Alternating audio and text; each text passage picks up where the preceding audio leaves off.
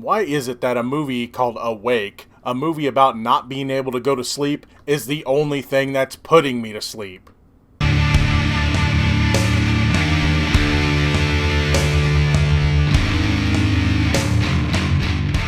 Hey everybody, today we're going to be talking about Netflix's new movie Awake, and I just should say this, if you don't want anything spoiled, I'll just say this.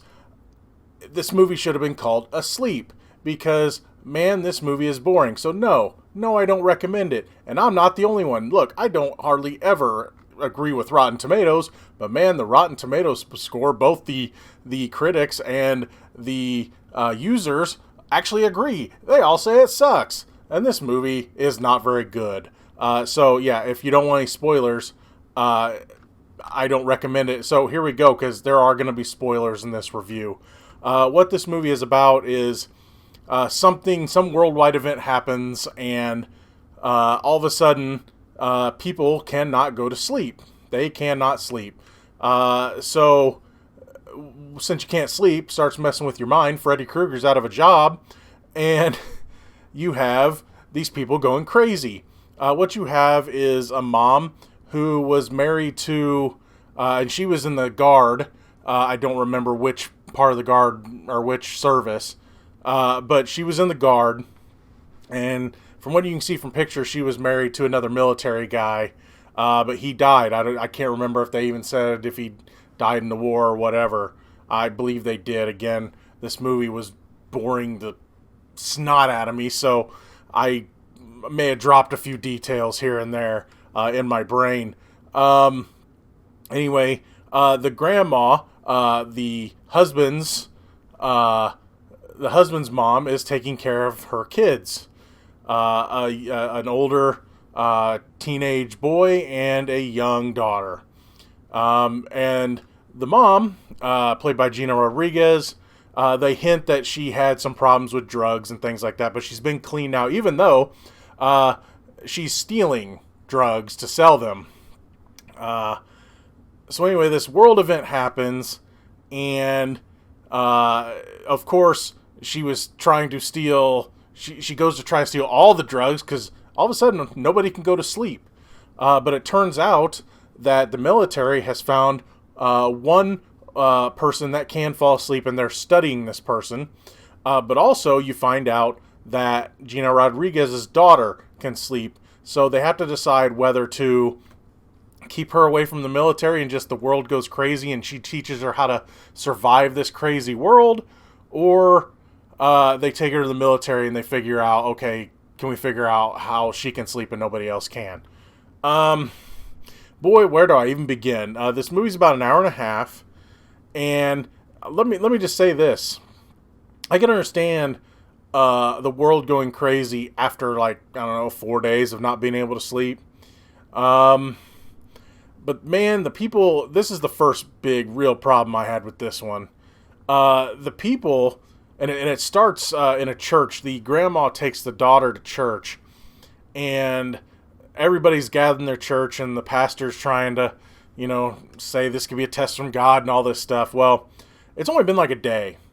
And these people have already gone insane. And I'm talking like Kingsman type insane. Like they're ready to blow, right?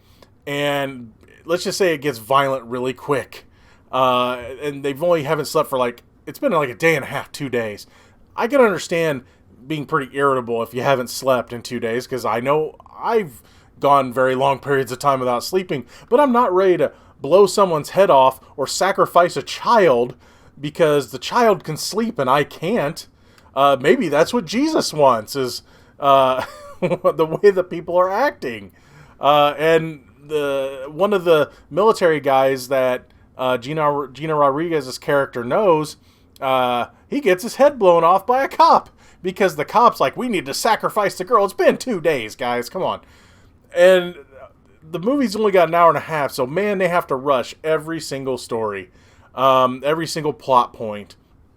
You have Gina Rodriguez, her character is like trying to teach the daughter everything she needs to know about the world on this little trip they go on.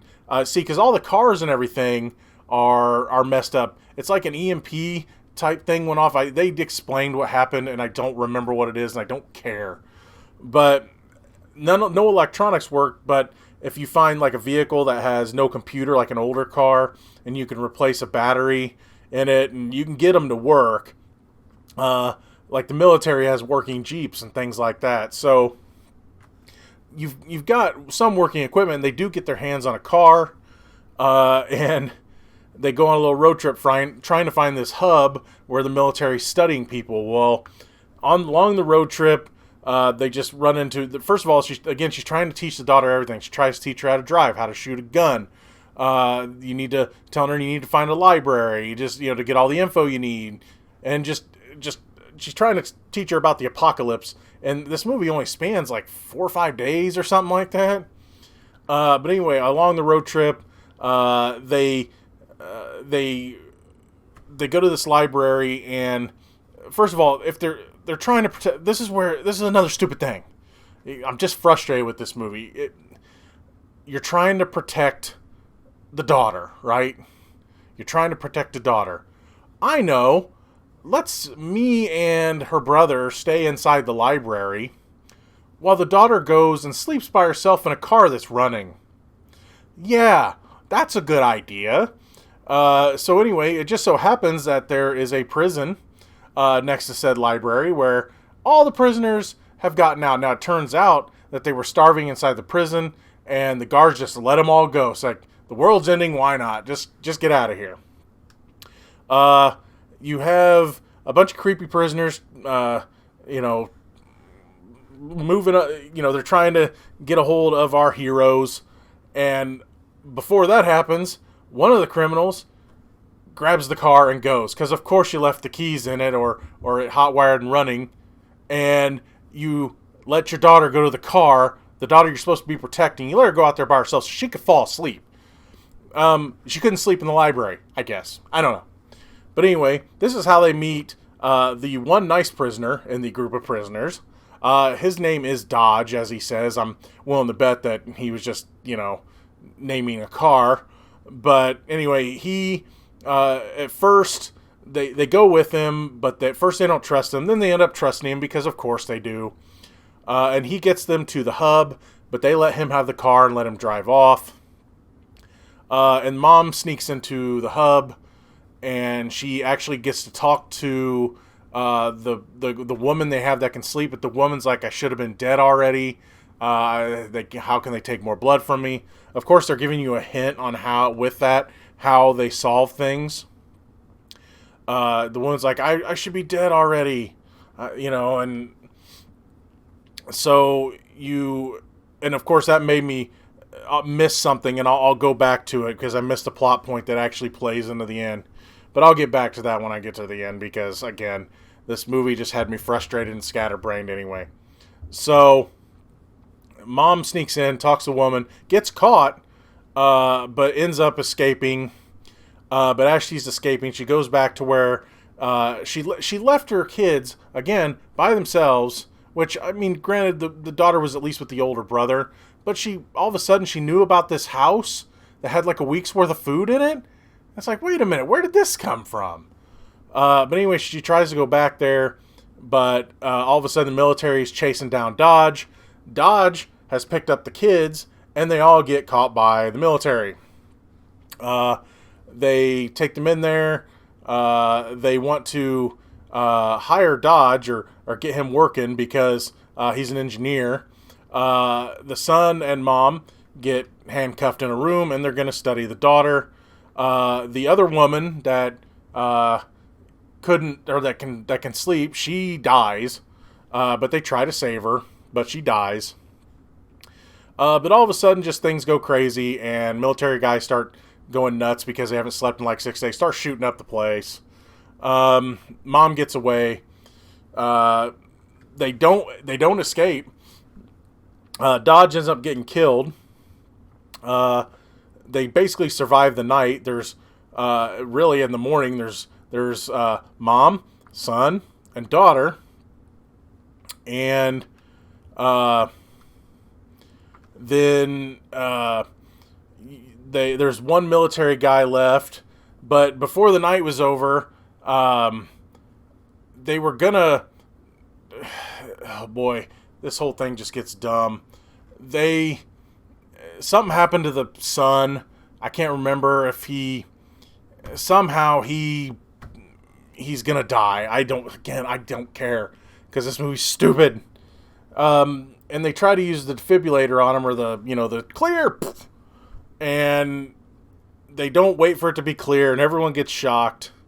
The morning comes, and all of a sudden the boy's back alive, and they figure out that he's like, I slept, I dreamt. And it comes to find out, if you die and come back to life, you're cured. Because this whole natural event thing that happened messes up your sleep cycle or whatever. Well, see, near the beginning of the movie, when all this started going down, when the car started going crazy, our family was in a car wreck, and they ended up in a lake. The daughter had to have CPR, and she coughed up a bunch of water. She died for a second, so that's why she could sleep. And then, what do? Well, our good idea, the kids decide, we're going to kill mom and bring her back to life.